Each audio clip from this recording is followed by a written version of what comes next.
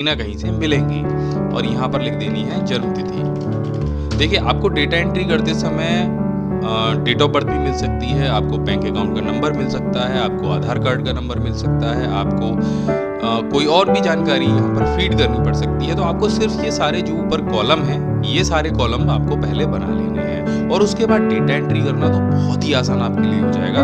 अब देखिए ये कॉलम कहीं पर बड़ा है, कहीं पर छोटा है, कहीं पर इधर-उधर जा रहा है, तो मैनुअली इसको छोटा बड़ा करने के लिए आपको बीच से इसको पकड़ना है और इस तरीके से खींच देना है। जब आप बीच में कर्सर को ले जाएंगे तो देखिए ये कर्सर थोड़ा सा बदल जाएगा।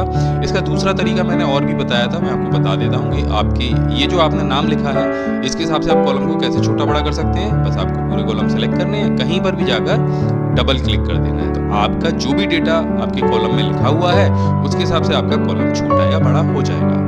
तो यहाँ पर आपको कुछ नहीं करना है, आपको सबसे पहले जाना है क्रम वाले कॉलम में। आपको क्रम संख्या डालना बता देता हूँ कितना आसान है। 1 लिखना है, फिर 2 लिखना है और फिर दोनों को पकड़ के आपको नीचे ड्रैग कर देना है। पकड़ के जैसे आप इसको खींचेंगे ना, कहाँ से पकड़ के खींचना है, ये आपको प्लस वाला आइकन ले जाना है यहाँ पर और यहाँ से पकड़ के इसको नीचे तक खींचना है। तो आपकी जो क्रम संख्या है वो नीचे तक अपने आप लिखती हुई चली जाएगी, आपको ज़्यादा दिमाग नहीं लगाना है इसमें। इसके बाद आपको अगले कॉलम में लिखना है नाम रमेश कुमार और इसके बाद लिखना है पिता का नाम राजेश कुमार। पता लिख देना है, मानिए मैं यहाँ पर डाल देता हूँ दिल्ली।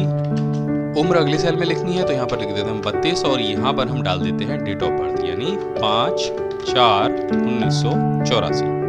तो इस तरह से आप डेटा एंट्री करना शुरू कर सकते हैं। तो ये तो हो गया बहुत सिंपल डेटा एंट्री करना। इस पर अगर आपको बॉर्डर बनाना है यानी लाइन बनानी है तो आपको इस तरह से इसको सेलेक्ट करना है, नीचे तक जाना है और इसके बाद यहाँ पर आपको मिलेगा ये बॉर्डर का ऑप्शन। यहाँ पे आपको ऑल बॉर्डर पे क्लिक कर देना है तो आप देखो यहाँ पे लाइंस बन जाएंगी। जब मैं इसका प्रिंट निकालूंगा तो इस तरह से ये सारी लाइन प्रिंट में आएंगी। तो सिंपल यही होती है डेटा एंट्री, उसमें ज़्यादा आपको कुछ करने की ज़रूरत नहीं होती, आपको डेटा मिलेगा और आपको उसे एंटर करना है। अब तेजी से कैसे करना है ये आप समझ लीजिए। तो इसके लिए आपको जाना है ऑफिस बटन पर और यहाँ पर जाना है आपको एक्सेल ऑप्शन में। इसके बाद आपको जाना है कस्टमाइज के बटन पर और यहाँ पर आपको ऑल कमांड सेलेक्ट कर लेनी है। जब आप नीचे स्क्रॉल करेंगे तो आपको नज़र रखना है कहीं पे फॉर्म लिखा है क्या। तो यहाँ पर आप धीरे धीरे इसको स्क्रॉल करेंगे, एफ वाले सेक्शन में जाएंगे सबसे पहले। तो यहाँ पर ई आ गया और एफ आ गया। अब आपको यहाँ पर फॉर्म शब्द को ढूंढना है तो हम यहाँ पर देखेंगे कहाँ पर है फॉर्म। देखिए यहाँ पर फॉर्म हमें मिल गया फुटर के नीचे और इसको हम यहाँ से ऐड करा लेंगे। ऐड कराने के बाद इसे ओके करेंगे। ओके करते ही ये जो फॉर्म है ये यहाँ ऊपर आ जाए तो इसको सेलेक्ट कर लीजिए। देखिए मैंने पुराना वाला डेटाबेस हटा दिया है क्योंकि आपको यहाँ पर मैं बहुत फास्ट तरीके से डेटाबेस फीड करना बता रहा हूँ। अब आपको यहाँ पर क्लिक करना है फॉर्म पर और इसे ओके करना है और जैसे आप इस पर ओके करेंगे तो आपको यहाँ पर वो सारे कॉलम दिख जाएंगे जो आपको आपकी टेबल में दिखाई देते हैं। अब आपको पहले वाले कॉलम में डालना है क्रम संख्या, दूसरे में डालना है नाम, तीसरे में आपको डालना है पिता का नाम, चौथे में डालना है पता, फिर उम्र, फिर डेट ऑफ बर्थ और एंटर करना है।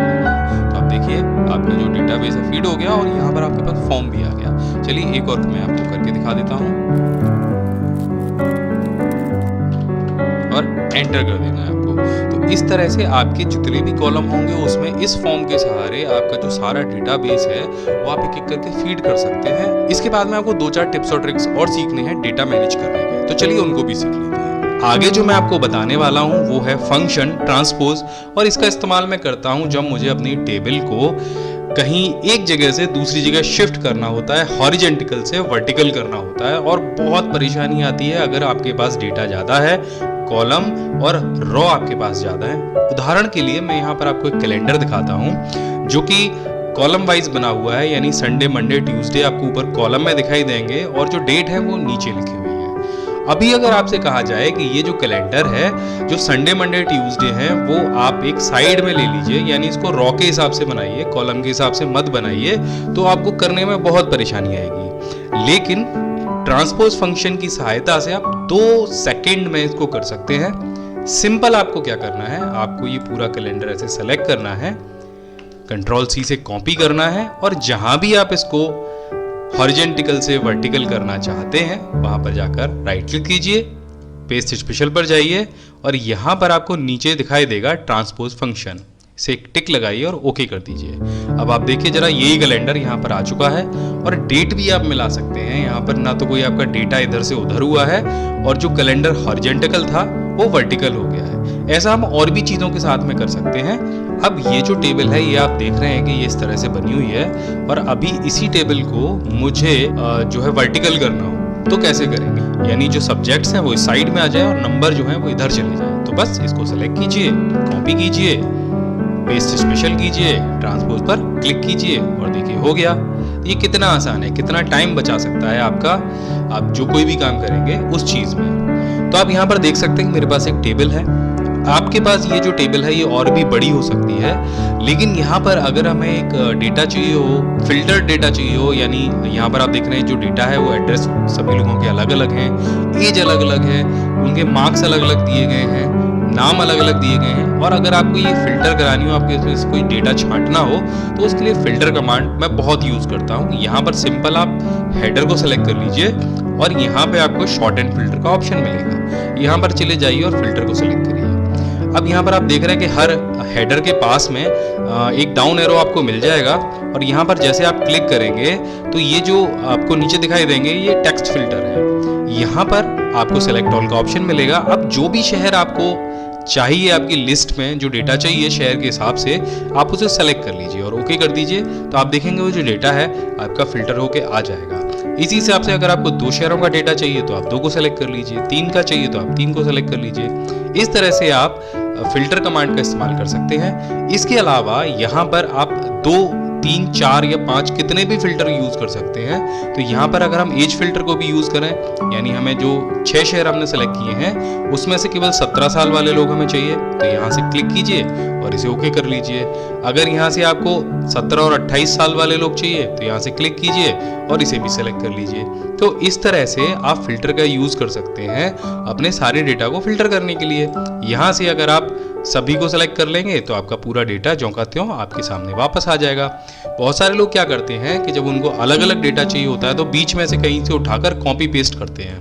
तो ये चीज़ करने की ज़रूरत नहीं है, आप फिल्टर का इस्तेमाल कर सकते हैं और ये आपके जो काम है उसको बहुत आसान बना सकता है। फिल्टर के बारे में मैंने और भी वीडियो बनाए हैं, तो अगर आप एक्सेल की जो पूरी सीरीज़ है वो देखना चाहते हैं तो इस वीडियो के नीचे डिस्क्रिप्शन में जितने भी वीडियो हैं एक्सेल के उन सभी का लिंक दिया गया है, पूरी प्लेलिस्ट दी गई है, वहाँ जाके देख सकते हैं। इसके बाद मैं आपको बताऊंगा कि यहाँ पर हम डुप्लीकेट्स को रिमूव कैसे करते हैं। अक्सर करके जब हम बहुत लंबा चौड़ा डेटाबेस बनाते हैं तो वहाँ पर बहुत सारी जगह जो डेटा है वो डुप्लीकेट भी टाइप हो जाता है। तो जैसे कि यहाँ पर भी है, यहाँ पर 10 नाम है लेकिन 2 एंट्री ऐसी हैं जो पूरी तरह से डुप्लीकेट है और जो 3 नाम है वो 3 जगह लिखे गए हैं। जैसे आप यहाँ पर राम देख रहे हैं, राम यहाँ पर भी है, यहाँ पर भी है और यहाँ पर भी है। तो ये हम कैसे पता लगाएंगे? सिंपल आपको ये टेबल सेलेक्ट करनी है और यहाँ पर आपको दिखाई देगा ऑप्शन रिमूव डुप्लीकेट का, इस पर क्लिक कीजिए और यहाँ पर आपको एक डायलॉग बॉक्स मिल जाएगा जिसमें यहाँ पर एक टिक होगा जिसमें लिखा होगा माई डाटा हैज हेडर। इस पे अगर आप टिक नहीं लगाएंगे तो आपको यहाँ पर ये वाले जो नाम है ना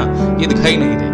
जैसे मैं आपको टिक हटा के दिखा देता हूँ, तो जैसे मैंने टिक हटाई तो आप देखेंगे कॉलम ए, कॉलम बी और कॉलम सी आपको यहाँ पे डिस्प्ले हो रहा है। और अगर आपके कॉलम इससे भी ज़्यादा हुए ना तो ये आपको डिस्प्ले नहीं होंगे। तो इसलिए यहाँ पर टिक लगा लीजिए ताकि आपको डुप्लीकेट रिमूव करने में आसानी हो। तो यहाँ पर अगर आप तीनों पे टिक लगे रहने देंगे तो ये कोई डुप्लीकेट मानेगा ही नहीं किसी वैल्यू को, क्योंकि यहाँ पर ये जो सीरियल नंबर है ये सभी का अलग अलग है। और जब आप तीनों पे टिक लगा रहने देंगे तो ये सीरियल नंबर को भी आपके डेटा की एंट्री में काउंट करेगा। तो हम सीरियल नंबर से टिक हटा देते हैं और बाकी अब ये जो दोनों मैच करेगा ये इन दोनों कॉलम को मैच करेगा। अब यहाँ से जैसे आप ओके करेंगे तो होगा क्या, जो आपकी सबसे लास्ट वाली जो वैल्यू होगी, जो 9 नंबर वाली वैल्यू थी, ये देखिए यहाँ पर वो हट गई है और बाकी सारे जो आपके रिजल्ट हैं वो रह गए हैं। अब देखिए एक चीज और हम करके देखते हैं। यहाँ पर हम दोबारा से रिमूव डुप्लीकेट पर जाते हैं और यहाँ पर हम ये जो सब्जेक्ट नेम है ना इसको यहाँ से हटा देते हैं और सीरियल नंबर को भी हटा देते हैं। अब ये जो काउंट करेगा, ये डुप्लीकेट जो मैच कराएगा वो कराएगा केवल स्टूडेंट नेम में। तो यहाँ पर स्टूडेंट नेम जो डुप्लीकेट है वो कितने हैं? 3 है। एक राम यहाँ पर है, एक राम यहाँ पर है और एक राम यहाँ पर है। अब देखिए क्या होता है, इस पर क्लिक करते ही एक राम रह गया, बाकी तीनों हट गए। तो आपको करना क्या है, जब भी आपको डुप्लीकेट रिमूव कराना है तो पहली चीज़ तो सीरियल नंबर को आपको छोड़ देना है। बाकी जो आपके सारे सेल हैं उनको सेलेक्ट कर लीजिए और अपने दिमाग में ये सोचिए कि आपको डुप्लीकेट एंट्री हटानी कौन सी है। आपको कोई नाम हटाना है या सेल हटाना है या किस में चेक कराना है। तो जो भी कॉलम आपको चेक कराना हो उस कॉलम पे टिक लगी रहने दीजिए और बाकी को हटा दीजिए। अब जैसे ये दोनों कॉलम मैच कराने हैं तो इन दोनों कॉलम पे टिक लगा रहने दीजिए और बाकी को यहाँ से हटा दीजिए। तो एक बार फिर से करके देखते हैं। क्लिक किया और जो डुप्लीकेट वैल्यू थी वो डिलीट हो गई। यहाँ पर मैं आपको एक और बहुत यूजफुल चीज बताने वाला हूँ जिससे आप ऑटोमेटिक डेटा को एंट्री कर सकते हैं। ऐसा कई बार होता है जब हमें डुप्लीकेट डेटा एंटर करना पड़ता है, बार बार टाइप करना पड़ता है। यानी यहाँ पर एड्रेस है और एड्रेस में मेरे पास ये 5 शहर हैं। अब यहाँ पर जितना भी डेटा आएगा वो इन्हीं 5 शहरों का आएगा और ये शहर मुझे बार बार टाइप करने पड़ेंगे। इससे बचने का जो तरीका है वो बहुत आसान है कि आपको ये जो सारे शहर हैं वो बार बार टाइप नहीं करने पड़ेंगे। सिंपल ये जो एड्रेस वाला पूरा कॉलम है इसको सेलेक्ट कर लीजिए। यहाँ पर जाइए डेटा टैब पर और यहाँ पर आपको डेटा वैलिडेशन का ऑप्शन मिलेगा, इस पे क्लिक कर दीजिए। यहाँ पर डेटा वैलिडेशन पर जाइए और यहाँ पर आपको सेटिंग्स में लिस्ट का ऑप्शन मिलेगा। लिस्ट में सोर्स में आपके पास जो भी शहर आपने टाइप किए हो 5, ये 5 मेरे पास हैं, इनको मैंने सेलेक्ट कर लिया और यहाँ पर इसे ओके कर दिया। तो आप देखेंगे हर सेल पर एक ये डाउन एरो आ गया। अब यहाँ पर मुझे चलिए मुंबई लेना है, यहाँ पर मुझे इंदौर लेना है, यहाँ पर मुझे भोपाल लेना है। ये देखिए हर सेल के लिए मेरे पास 5 ऑप्शन है और जो भी ऑप्शन मैं फिल करता जाऊंगा वो बड़े आराम से यहाँ पर मैं उनको एंट्री करता जाऊंगा। तो मुझे टाइप करने की कोई ज़रूरत नहीं पड़ी। 5 में से मैं कोई भी चीज़ यहाँ पर ले सकता हूँ। और ऐसा नहीं है कि आप यहाँ पे सिटी ही फीड कर सकते हैं। बहुत सारी जगह देखिए हमको मेल फीमेल फीड करने की भी ज़रूरत होती है, बहुत सारी जगह हमें एज फीड करने की भी ज़रूरत होती है, बहुत सारी जगह हमें डेजिग्नेशन डालना पड़ता है। तो ये सारी चीज़ें आप एक लिस्ट बना लीजिए और लिस्ट को आप ड्रॉप डाउन लिस्ट में डाल दीजिए। उससे आपका जो डेटा एंट्री है वो बहुत ईजी हो जाएगी, जिससे आप आसानी से काम कर पाएंगे। दोस्तों यहाँ पर मेरे पास एक डेटाबेस है जो मैंने इंडिया के टॉप 5 सिटीज़ का लिया है और ये डेटाबेस मेरे पास कुछ इस तरह से है। अब ये डेटाबेस मुझे एक्सेल में ले जाना है और हर कॉलम में इसको सेट करना है। तो ये बहुत सारे लोगों के पास आता है इस तरह का डेटाबेस और इसको करने में उन लोगों को बहुत दिक्कत होती है। तो ये करने का जो तरीका है वो बहुत आसान है, मैं आपको बता देता हूँ कैसे करना है। बस इसे कॉपी कीजिए और एक्सेल के किसी भी सेल में ले जाके इस तरह से पेस्ट कर दीजिए। ये देखिए यहाँ पर इस तरह से आ गया है, लेकिन ये अभी सेट नहीं है। इसको सेट कैसे करते हैं, तो आपको करना क्या है, इसको करने का तरीका बहुत आसान है। आपको पहला वाला जो कॉलम है उसको सेलेक्ट कर लेना है, जाना है आपको डाटा टैब पर और यहाँ पर आपको टेक्स्ट टू कॉलम का ऑप्शन मिलेगा, इस पर क्लिक कर देना है। यहाँ पर नीचे नेक्स्ट कीजिए। नेक्स्ट के बाद में जो भी आपको डिवाइडेशन चाहिए उसमें आपको यहाँ पर फिल करना है कॉमा, क्योंकि आप देख रहे हैं हर नाम के पीछे, हर शब्द के पीछे यहाँ पर कॉमा लगा हुआ है। तो हम इसको यहाँ से कॉमा पर क्लिक कर देते हैं और यहाँ पर आपको इसे फिर से नेक्स्ट करना है। इसके बाद में आप देखेंगे सारी चीज़ें अपनी अपनी जगह सही हो गई हैं और यहाँ से बस इसको फिनिश कर देना है। तो अभी आपसे कहेगा do you want to replace the content of destination cell, आप इसे ओके कर दीजिए। तो आप देखिए जो आपका पूरा डेटाबेस है वो एकदम फिट हो गया है, आपको कुछ भी करने की ज़रूरत नहीं पड़ी है। तो आप यहाँ पर देख रहे हैं मेरे पास एक छोटी सी टेबल है और इसमें कुछ सेल बीच बीच में खाली रह गए हैं जिसमें डेटा एंटर नहीं किया गया है। और अब इन सेल्स को कैसे रिमूव किया जाए, जो ब्लैंक रह गए कैसे रिमूव किया जाए। आमतौर पर आप राइट क्लिक करते हैं, उसको डिलीट करते हैं, लेकिन अगर इनकी संख्या 100 या 200 हो तो आप एक एक करके इनको डिलीट नहीं कर सकते हैं, काम बहुत लंबा हो जाता है। एक बार में इनको कैसे डिलीट किया जाता है वो हमको दिखाता हूँ। थोड़े से मैं और बढ़ा लेता हूँ। ये मैंने इसको कॉपी कर लिया, देखिए मैं नीचे तक इसको ले आया। अब ये एक बार में जो जितने भी मेरे ब्लैंक सेल्स हैं उनको मैं कैसे डिलीट करूँगा, तो सिंपल आपको कुछ नहीं करना है, आपको कंट्रोल जी प्रेस करना है। कंट्रोल जी जैसे आप प्रेस करेंगे तो ये गो टू वाला ऑप्शन आ जाएगा। यहाँ पर जाना है आपको स्पेशल पर और जैसे आप स्पेशल पर क्लिक करेंगे आपको यहाँ पर ऑप्शन मिलेगा ब्लैंक्स का, इस पर टिक लगाइए और ओके कर दीजिए। तो आप देखेंगे जितने भी आपके ब्लैंक सेल हैं वो सारे सिलेक्ट हो जाएंगे। बस अब आपको कंट्रोल के साथ में माइनस बटन को प्रेस करना है और यहाँ पर आपको ऑप्शन मिलेगा शिफ्ट सेल अप का, इस पर टिक लगाइए और ओके कर दीजिए। तो आपके जितने भी ब्लैंक सेल होंगे वो साथ में डिलीट भी हो जाएंगे और आपका डेटा व्यवस्थित भी हो जाएगा।